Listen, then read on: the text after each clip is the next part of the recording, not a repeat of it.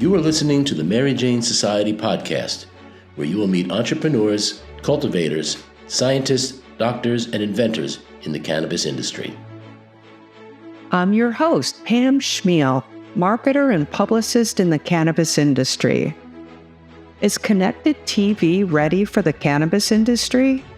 Today, I interview Steve Peterson. He's the president of CitizenGreen TV, a new interactive streaming channel available on the ROKU TV network that operates on blockchain technology.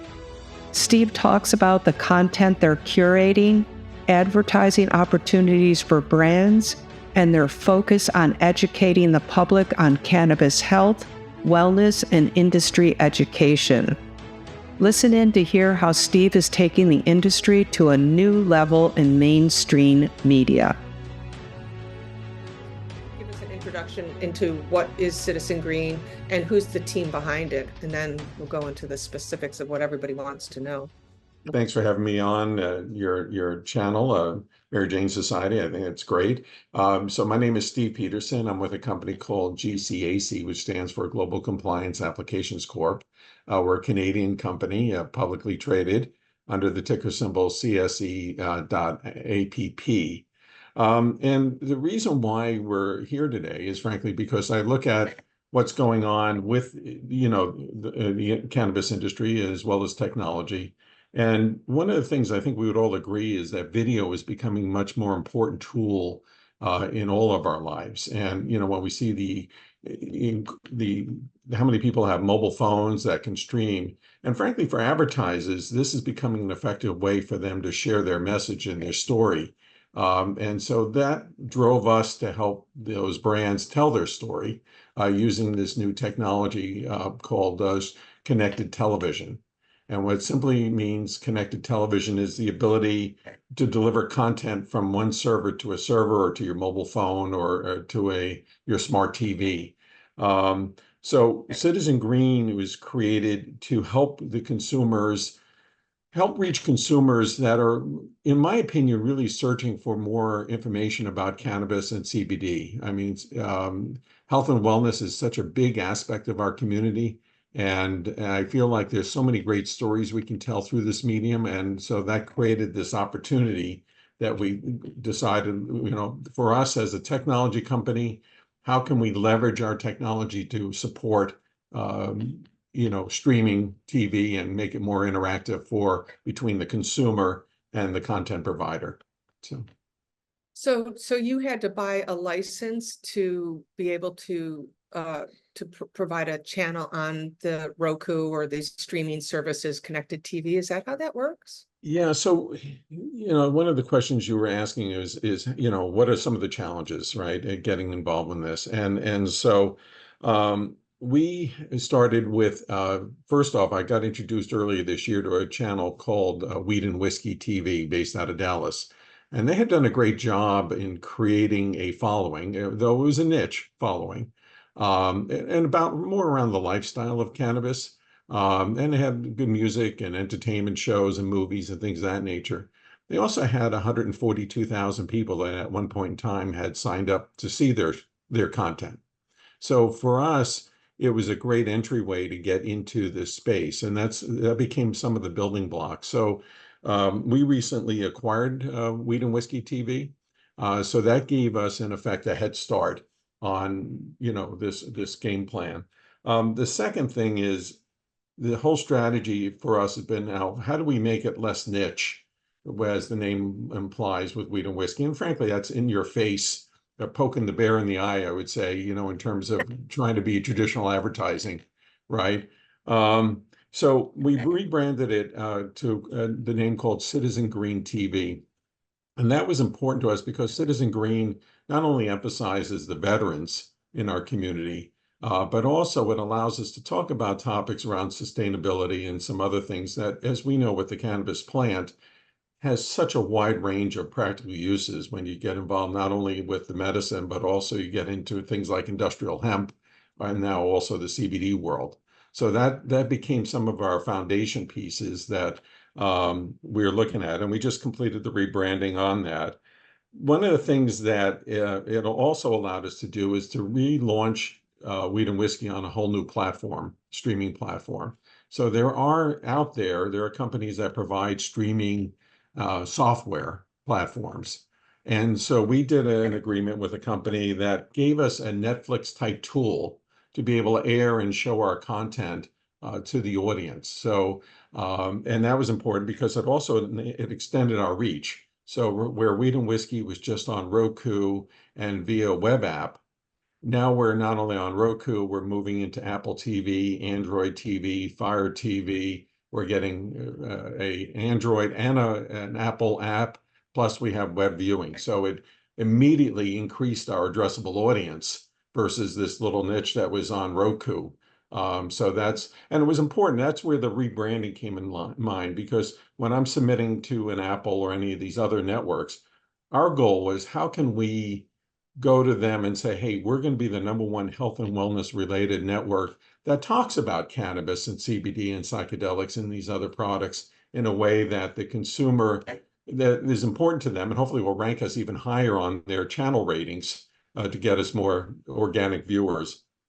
And then finally, the biggest thing is and I come from a broadcast background. I spent 11 years at American Broadcasting Company and a couple of years at HarperCollins in various financial roles. And we were just chatting. One of my first audit clients when I was in public accounting right out of college was a little company on Long Island, startup called Cablevision.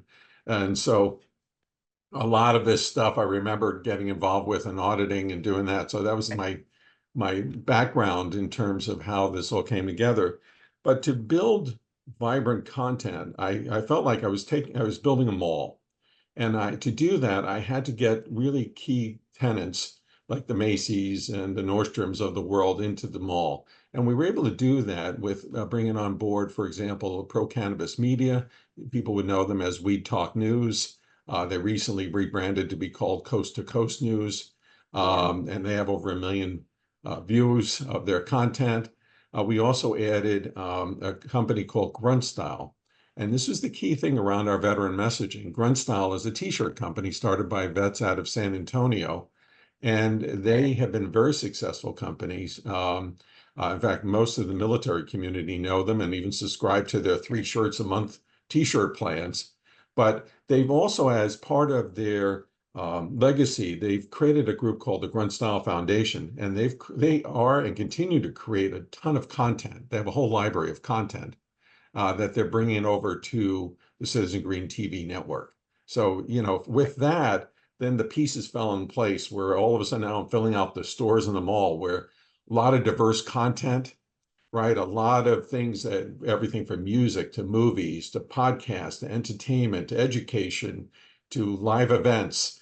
Frankly, I'm getting to the point right now where I think we have almost 700 titles in our network. Mary Jane Society recently obviously joined for our business channel. So we have a dedicated business to B2B channel for advertisers. But it's been in that evolution, but I feel like we built it on some solid foundation pieces and applying basic, how do we drive content and frankly, the followers that come along with those influencers. It's an influencer world. And a lot of our influencers have over 500,000 followers. So now, and the other piece too, I was surprised when I was getting into it, how many people are in what I call YouTube silos. So they have podcasts on YouTube and they maybe have 100 followers. That's great. But now I'm putting them in the mall where the traffic is in front of them, where people are going to not only see the top shows, they're going to be able to see this show and others and create more awareness and more, frankly, revenue opportunities for those podcasts. And then you also mentioned that you have an app that's coming out. So if I wanted to put this on my phone, I could, and I was really interested in this content. Wow, that's really amazing. That's great. So what are the restrictions like as of today for cannabis businesses to advertise on a CitizenGreen channel?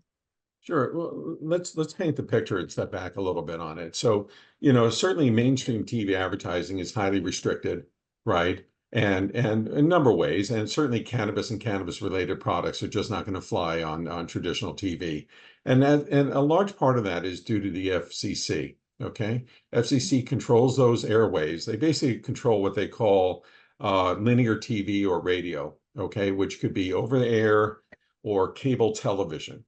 But what they don't control is the streaming or connected device television. So as I was mentioning earlier, connected device means it's server to server or server to your PC or a smartphone or connected to a smart TV. And when you look at the rapid expansion of smart TVs, everybody now, every TV you buy is either Samsung or Roku enabled, right? In fact, Yep. Fire TV has over 200 million downloads, purchases of their Fire Sticks, that people now use to connect to streaming.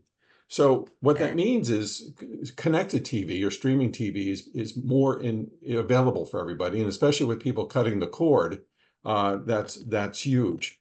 So the FCC doesn't govern connected TV. Now, that means we can have advertising for cannabis brands or CBD brands on the thing. Now, there's some guidelines. I mean, we've set up some guardrails so that we don't get into, any issues or concerns, right, for all of us, right? And some of those are making sure there are no false and misleading statements, right? I mean, that's an obvious, you would think. But, I think, transparency really has to be forefront, even in these mediums, And really that's say. kind of a problem with, the new hemp-derived D9 products. I mean, Mhm. it really is against the law. They're skirting, I mean, technically it's not, but they're skirting the law. So like, is that something that maybe you're talking about? Like the Delta 9 products? Yeah, basically, they can't make really any health and wellness claims, right? Okay. But Usually. also, I think unfortunately, there's a term a couple of years ago, that stuck with me is greenwashing. Okay, and what we in fact we created a product where, again, I mentioned earlier, we're a blockchain company, right? And so we have our own Ethereum layer 2 network, which allows us to evidence a brand story so that you can see how this fits into what we're doing. We talked earlier about storytelling, right? So when somebody scans your product, like for example, I'm just picking a box off my desk, right? Um, People want to know what's the story behind this brand, okay? And a lot of times, because of packaging rules, they can't put it all on the box, right? And frankly, a lot of this, as we know, is sold behind the counter, right? So it's hard for the consumer to engage. But picture an environment where all of a sudden they can scan a QR code, get taken to a page where the brand can talk about how they grow it. It's organic. What's their principles? It's a women-owned business. They're very active in the community. They donate to it's allowing the consumer to shop their values in a way that is more than just the box on the counter, right? And so that's an example where we can help them improve their story. And frankly, even when we introduced that product to the industry, we saw a lot of people saying yes, yes, yes, until they realized what the requirements are to share the truth, of what they're doing and how they're sourcing and everything else. Yes, yes, yes. I mean, that's why we have these lab reports. So so do you mean that you would show a QR code on the TV and somebody could scan that and go right? And that's the beauty of video on demand, basically, is what we're talking about, right? It's the ability somebody can pause and say, wow, I really want to engage with this. I can scan that. I can offer a coupon. That's the other thing a blockchain does. We have a product called the Fixie Uplift, which is a coupon. So not only am I advertising to you, I'm showing a brand. So we can have an ad insert into this show that says, hey, I want to learn more about that product or get $5 off. Great. I download it into my e-wallet. We're not asking the consumer to provide their name, phone number, or any information about them. They just download, they have an e-wallet. Now, when I go to redeem that coupon, we would know how it was redeemed, where it was redeemed, and that's all information that gets shared with the brand. It also allows the brand to create a relationship with that customer. They can say, hey, here's another coupon. Here, here's other things. So the acquisition cost of a customer goes down because you have this communication link with that consumer. And that's an important part. And that's where we saw the merging of the technology with the media, right? Video helps communicate the story. Everybody wants to watch a video, and video is great for sharing, right? Video is, everybody thinks it can go viral very quickly. If you share a great message, people will pass videos all over the place, right? Well, it's the same thing with our technology. Now, all of a sudden, they can have a coupon or something about the brand that they can also share, right, and move. So it's a great way to acquire for a brand to acquire a customer, and that was really what made it sing for us. So. Yeah, and is the reason that the company chose to build this platform with blockchain technology, was it because of tracking ad ROI, or are there other reasons? Like, what are the reasons for the blockchain? Yeah, no, it's a great question. So we started as a B2B company, right? And we were offering brands and companies a way to do track and trace and things of that other nature. We created an app that had a consumer interface. And so for us, when you look at if you created an app, say the Mary Jane app, and you want consumers to download it, it's going to cost $5-10 million to get enough mentions out there for people to download an app, and then you have to convince them why they want to download the app, even if you reach them. By embedding ourselves into the content, now we're getting consumers start to use our product. We're going to demonstrate and put it to work.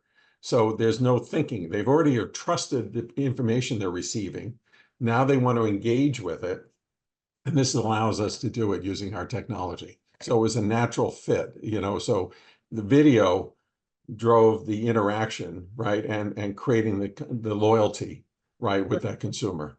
So. Right. No, I love, the blockchain technology for the track and trace, and for, and that's what the advertisers are going to want. So how, I know that you have a veteran messaging component to CitizenGreen. So how do you plan on advertising and getting CitizenGreen off the ground, so to increase the volume on top of what you've already accumulated from Sure. these influencers? Yeah. So the key thing is as I mentioned earlier, our influencers that we currently are working with have over 500,000 followers. Okay. So we're creating an environment where influencers are I've got it all. I mean, most of my day now, I feel like I'm spending time with new shows, such as, this one here, getting them on board and started up. That's going to help us organically, because and in fact, we even created a media guide, right, where we're asking everybody to share their social media handles and everything else, because when we promote, we want to, hey, we just dropped today these 3 shows, put it on their networks and create the buzz. Okay. We're also giving, I'm also very sensitive to the talent in terms of how do I help them in other ways to monetize. Okay. And this isn't, remember, they might have like a following on Facebook or YouTube or whatever it is, but I'm hoping that we're going to be the predominant place that they're going to promote from. And one of the things we're doing is we're going to even enable their followers and their fans to buy swag that they see on air.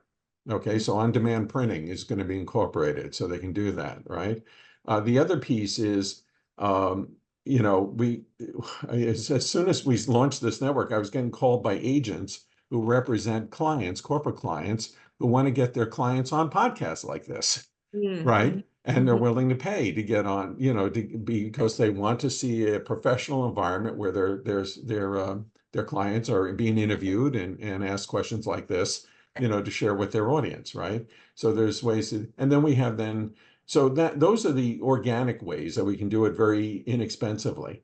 The other ways is, for example, our relationship with Grunt Style, and even with Weed and Whiskey. I mean, our goal is, they have a following, and in fact, they do a number of events during the course of the year. So we're going to be front and center in terms of how we're talking like with Grunt Style, a couple of events that they're attending, and how we can be participants in it, and then even tie in, for example, if we're in Vegas, I'm going to be in Vegas in a couple of weeks, how we can tie in couponing with a local dispensary that leverages our technology. So if we're at a veteran event, we can have then the consumer say, hey, listen, you want this product? You can go down to the dispensary, and here's how you can redeem it for veterans. So that's a predominant piece of how we're going to do it. We also, I think that's that's enough for now. But we're very excited, as you can tell, and Yeah, we're looking yeah. at how we, organic email campaigns and the traditional advertising things is how we're promoting our awareness and our brand. So. But I mean, I guess I answered my own question was, and you did earlier, is having all these, company or brands come on and bring their followers with them. So that makes a lot of sense. You're just making a very robust channel. And in fact, even for the tools for that, for example, even when a podcast comes on, we have all these shared capabilities, right? In terms of social media links, but we also can embed content back onto the influencer's website as well. So they Mhm. can see the show. So I like this recording, I can give you an embed code that you can put on your website. You know what I mean? Yeah, So yeah, right. Yeah. So this channel we is create the links, right? right. And link sharing is a huge part, as you know, of traffic, right? So. Yes, yes, yes. And so, but as Mhm, far as the veteran messaging goes, I mhm. feel like that's kind of a niche group, as far as, the cannabis industry. So how is that, I mean, I feel like there's so many people out there, the general public wants to learn about this and this, all the different types of content that you have. So how is that playing into the whole messaging? Yeah, no, I think and that's an important question to answer. When we look at the veterans, right?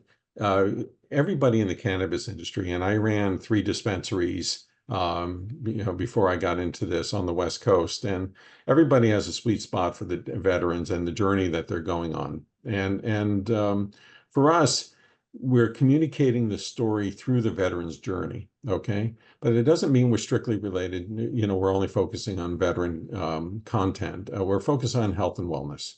And so for me, looking at the demographics out there, for example, one of the fastest growing segments on streaming TV is the 50 plus. And so for me, they're CannaCurious because they're all sitting there with their row of pills, like I have on my desk, right, that I got to take throughout the course of the day.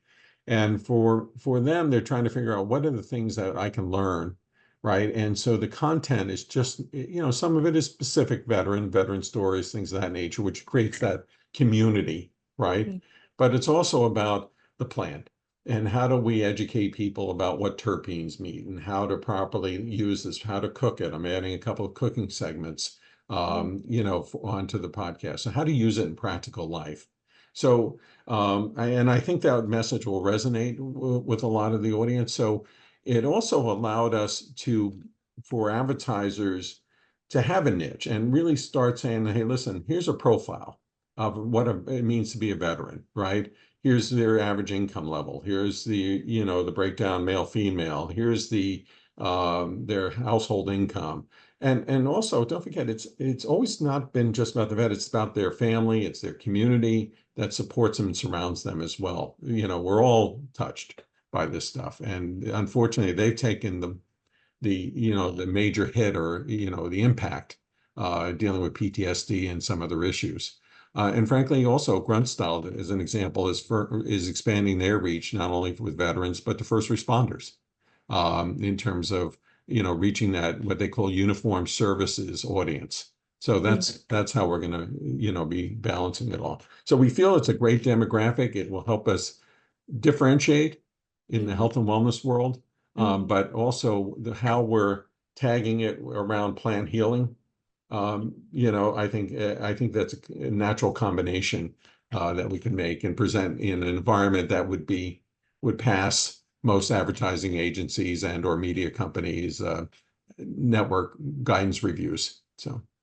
So since since the cannabis industry attracts so many, people from age, 21 Mhm. onward, I mean, I feel like a lot of the people who are going to be really curious and want to be educated and learn more about the industry, are like 40 and above. And of course, a lot of people in the industry talk about the untapped market, 50 and above. And I can really, see Mhm. any people in this group, like the AARP, gang, Yeah, being no, very no. In fact, yeah, the Gen Z is rapidly growing. I read a number by Headset recently. It's, I think, year over year growth is 11%. is the number in terms of how fast they're growing and frankly, growing also on streaming channels, right? Right, right, You know, right. I'll share with you a couple of things. I mean, the when we look at traditional media versus the streaming world, 46% of the population right now is using streaming television. Okay, by 2026, it's supposed to be like 55%. So that it's the cat's out of the bag. People are cutting the cords and everything else. That's why we had that merger we were talking about earlier. Mm-hmm. Um, in 2024, I'm just going to read a stat. Yeah. Brands spent 30 billion on streaming advertisement versus 60 billion on traditional TV. All right. Um, Streaming TV is supposed to reach programmatic ad spend is expected to reach 24 billion in 2024, an increase of 23% from the prior year. So this is definitely a demographic. And then the key thing we were mentioning earlier, consumers, 39% of consumers are sharing videos that they see on these streaming channels because again, they can pause it, they can interact with it, they can share it, you know. Oh, what is the statistic? You said 39% are more are- likely to share, video oh, content than any other content. I'm, So I'm, video, yeah. I mean, I had a conversation with a business channel yesterday, and they produced 18 videos so far, and on YouTube they have 18 subscribers. Okay, but where they're seeing also their biggest lift is on LinkedIn. You know, or Mm. so that's where they're getting the bang. So they're recognizing as a content strategy, they're having to change their delivery methods, right? And video is becoming more and more important. Right, right. So as far as tracking, like, and I Mhm. think we kind of talked about this earlier, but so if I wanted to advertise on your channel on Mhm. Citizen Green, Mhm. um, I assume the blockchain is going to be very important in proving the ROI for these advertisers because I know I don't know a lot, but I have read that some of the programmatic advertising for this, new connected TV world is, people are apprehensive advertisers because of not being able to track the ROI. So is Yeah. blockchain a platform people are using to solve this problem? And is that how you're going to be able to? It can be. There's a term in blockchain called a smart contract. Okay. And a smart contract is a deal. And we know about it. We don't have it in the current thing right now, but it allows then an execution of an event based on a transaction based on the contract where, for example, somebody redeems that coupon, the store gets immediately reimbursed by the creator of the coupon. And in fact, that's an example of what would be smart contract, though it's not officially that right now. Way we're looking at this network is the way we present content. First off, is where we are today. Is we're presenting content like a Netflix style. So we're already capturing, and as we've been onboarding, your shows, we've been asking you for like keywords, right? And so, like Netflix, when a consumer goes in and they start clicking on shows, they'll get recommended to see other shows that they like. Okay, Oh, right. Mhm. okay. And so as we move forward, again, and it's not here today, hopefully, I'm hoping in a year's time or less that we can have something like this. We can also then drive in related ads that meet those kind of keywords. So in other words, just serving, if, for example, if I don't like to smoke, don't give me ads about smoking products, Mhm. right? Mhm. Right? If I prefer gummies, give me more ads around gummies, right? Things of that nature, right? And Right. start learning that profile of that viewer to serve up the right content for them. Okay. So that's where we see it all going. Okay. But today I got to deal with what I have. And what I have right now is we can give a viewer, and again, I'm used to the broadcasting logs that were set up, right, with major networks, is we can get the number of views, impressions, what ads were served up, and in what programs. Okay. And I can also pick up information about what device they used and where they were in the world. Okay. When they saw this ad. Okay. So for right now, that's what I'm dealing with in terms of doing that. So the advertiser would be able to get you got 3,000 views on your ad. It aired in these programs, and these are the device types that the viewer got, and they were mostly in the US or some in Canada or in Europe. Okay, this is an international platform. Okay, for example, we just added a show on industrial hemp, building homes from Australia. So, Cool. yeah, so hopefully I'll bring in some of the from their marketplace into this ecosystem. So hopefully I answered your question on that, but in Yeah, terms, yes. And I think also, the click-through rate, clicking through is not normal for connected TV, but by now, it's going to be normal in the future for everyone. oh yeah, in fact, we've already have gotten a taste. I'll share with you, and I'll tell you what we're doing right now. If somebody's watching this and they like your shirt or my shirt, and they hover over with their mouse on your shirt, we get a shopping cart to appear that would show where they can buy that shirt. Ah, geez, that's crazy. Yeah, I mean, crazy smart. You know what I mean? Crazy smart. Yes, exactly. Now, even when we talk about advertising, right? And I'll use this as an example, okay? We talk about impressions and then we talk about engagement, right? And this is one thing that we keep in mind. So this is technically, if we were sitting here and all of a sudden this started type ads, products flew past us, that's effectively an impression, right? Hmm. What we're doing with the coupon, if you think about it, in the QR code, is we're making the person stop and engage. Well, now that touch point is worth a lot more because Yes. they took the time to scan that and put it on a device on their phone, right? And then they can choose or not choose later to use that coupon, right? But that's how we're trying to use our technology to have the audience engage with the advertiser, which is not available anywhere else, right? If you notice, like with magazines, everybody's going QR codes. That's great because they want to take them off the page and into their website, right? The same thing with this medium is we have that ability to deliver that kind of touch, and that's the highest engagement rate. So that number could be up to $40, engagement, right? In terms of customer acquisition. But again, Right. as I mentioned earlier, once they've engaged and they've downloaded the coupon into their e-wallet is what we provide, okay? Mhm. You don't technically your customer, it becomes now customer loyalty, right? And how do we keep them engaged without you're not having to acquire them again? You already have them, right? Yeah. Versus advertising is shooting, hoping that it's going to find people, and then it keeps shooting and it's hitting the same people 2 or 3 times, right? And so this is a way to zero in on your audience very quickly. And I'm not sure how it would work actually, but is there, if I was an advertiser, Mhm. I guess would those coupons be my retargeting, or does that even work in connected TV? I don't even know like how to Yeah. retarget people. Yeah, I'm not. no, it could be. Your question is a really good one. I mean, there is technology out there that we can use, okay, that would help with the retargeting, okay, and we can embed it even into the video itself. For example, like so, if they're clicking on that show about cooking, right? That we could help hopefully use that in retargeting. And we haven't gotten into it at the moment, right? But that Oh, would be the goal, right? Is right, right.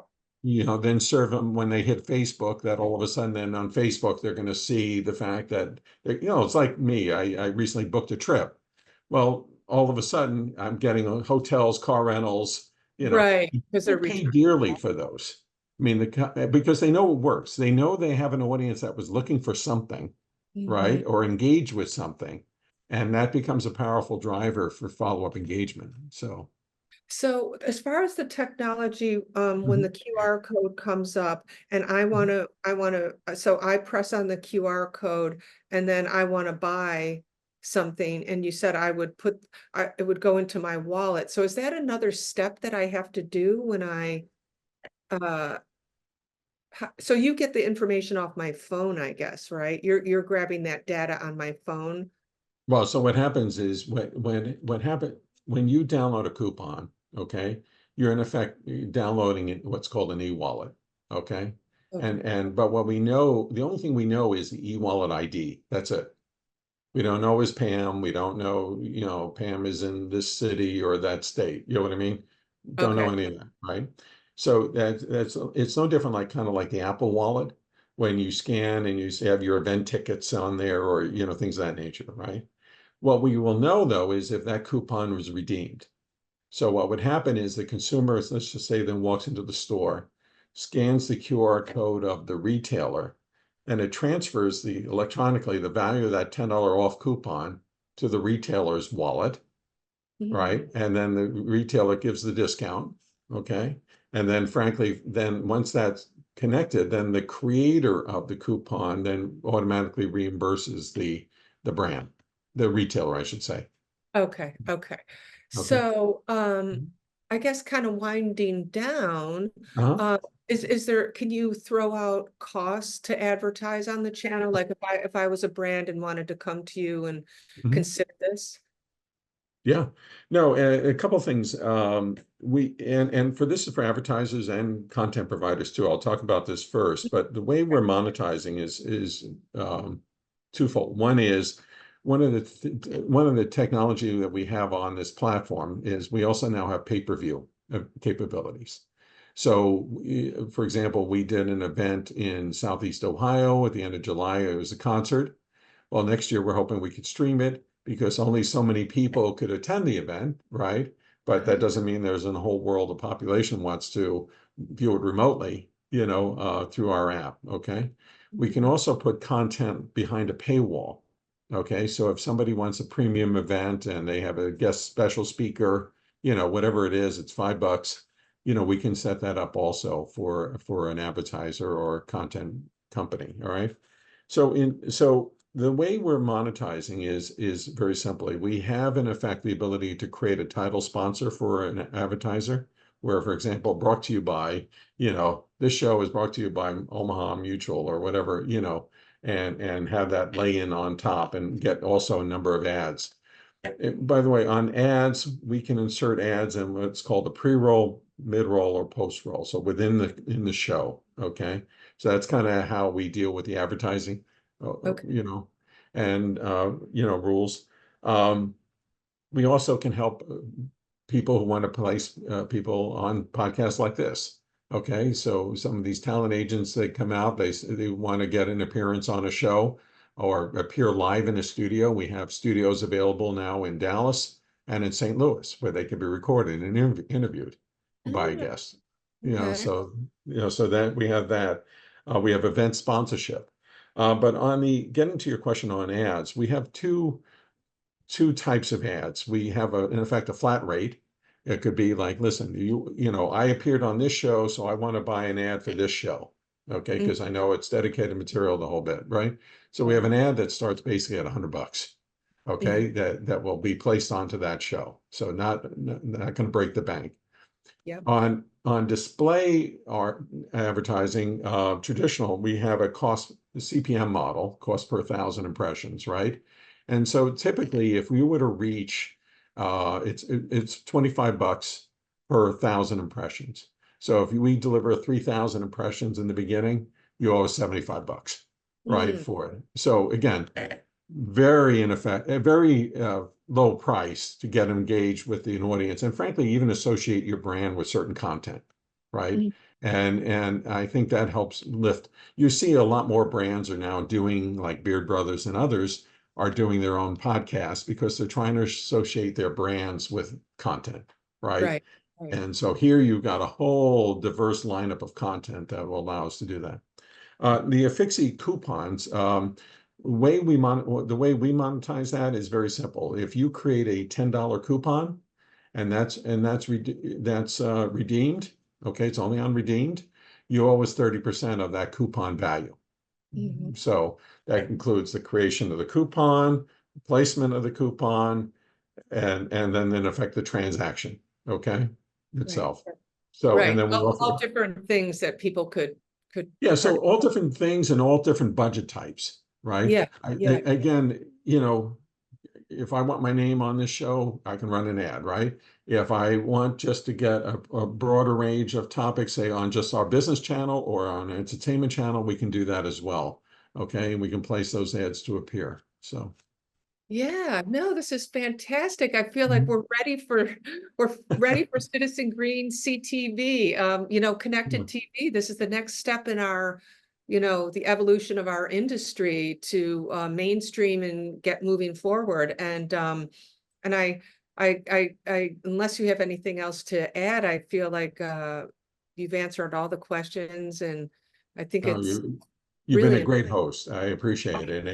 And I think it's one of those opportunities as we look forward.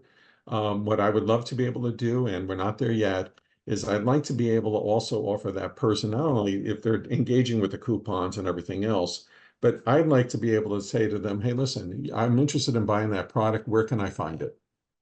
Yeah. Okay. Is it available online? Is it available because maybe I'm in a state that doesn't allow it? Okay. And so, the system will say that, right? But if I'm in a state that allows it, maybe direct me to the dispensary nearest me. A little bit of kind of like the Weed Maps example, right? Where we can help, drive those eyeballs directly to the retailer, right? To help them fulfill those orders or through online delivery or whatever is available in those locations. As we know, the rules of the states are also very different. For now, I think this is a great tool for multiple state operators to help get their message out and start creating brand awareness. Because as we know, they're in multiple states. They might not be known as well, and this is a great way to start building their story, their image, right, in a positive light. So people, when they walk into that store and ask, it's a good thing. I also would say, and I would challenge the industry as well, and I hear this here, in fact, even in Ohio, where I'm based, that, it's a great way, even like Ohio has a no advertising rule, right? But, and in fact, I was talking to a craft grower in the area, and he says he's getting squeezed out on the shelves by the MSO brands at the retailers, Mhm. okay? And I'm like, well, we need to educate the audience what it means to be craft. So, Yes. that's not advertising, that's education, right? So when the person walks into that store, they can say, I'm going to ask for craft products because I Yeah. saw this on Citizen Green TV and it told me about the care and the love they put into it, and it's a limited volume, and so that's another example of how content can be used to share your message, share your story in a positive light that can engage an audience that's looking for information, that's looking for to feel the love and share the love. Yeah, I mean, brand created content is so important to educate, and for all the reasons that you just said. I mean, this is the way, being in the industry, that's something I'm looking at and listening to all the time. But that Mhm. is how I am choosing which products to buy in New York State, where I'm located. Mhm. Absolutely based on the people that I'm, listening to on LinkedIn who are talking about their extraction methods, growing, organic, regenerative farming, all that stuff is really absolutely influencing my buying habits here in the No, I'm state. glad you mentioned that because during the pandemic, I was a partner over at Trust Capital based in New York. And one of the things I was studying was the impact of shopping your values, is the term they use, in the perfume industry. And they basically brands, and if you think about perfume and cannabis, very much same price, okay? Oh, yeah. Um, but what was happening is the brands and perfume industry was seeing that if they shared more about who they were and the fact that they were organic or they didn't use certain chemicals and things of that nature, that resonated more with the buyer. And so they saw a 37% increase in sales as a result of using the blockchain to share that information, right, about their story. Like nothing better than seeing the person in the field with their hands dirty, growing that plant, talking about why the soil. It's kind of like I lived in Northern California for a lot of years. So when you went to the winery, it was that experience. Like what makes this, it's the climate, it's the soil, it's the grape, the varietals, all that. That's a whole story Mhm. that we're as an industry not telling. And this Yeah. is a platform that will help do that and frankly evidence it, right? So you can say, hey, listen, we're fully transparent. And more the younger shoppers, I see it with my adult children now, they're in their 30s, where they make purchase decisions based on the fact that this organization supports PETA or this organization, does this. And, they're fine with spending a little bit more to create that impact. And I feel like the blockchain allows us to do that. This media platform allows us to share those stories. And that's where, again, getting back to what is allowed and not allowed, that's where we can make the most impact, right? In promoting cannabis and CBD. Again, we don't want it to be all about this. We want it to be all about the impact it's having in people's lives and the great story that's there. And people at home don't get a chance to share it, and they don't get a chance to see it. So. And also, like you were saying earlier, the transparency on the quality of the product, because the industry is facing, a pretty, a dilemma that could go one way or the other with this whole hemp, these hemp derived products. We have, the honest people, but then we have, people who are bringing, distillate in from China or whatever, Oh, yeah. Yeah. that we don't know is what's going on in these products. So, and, Weed Maps got, in a lot of trouble from people in the industry, a lot of pressure from putting all these illegal smoke shops that carry these type of products onto their platform. So Yeah. I feel like, this is a great way to get the general public who is confused about all this kind of stuff, trust the industry more and the information that you're putting out there. And I think it's the responsibility really of CitizenGreen to really do that, because now this is really mainstream. This is a mainstream platform, so I feel a really big responsibility that you could steer that narrative. So.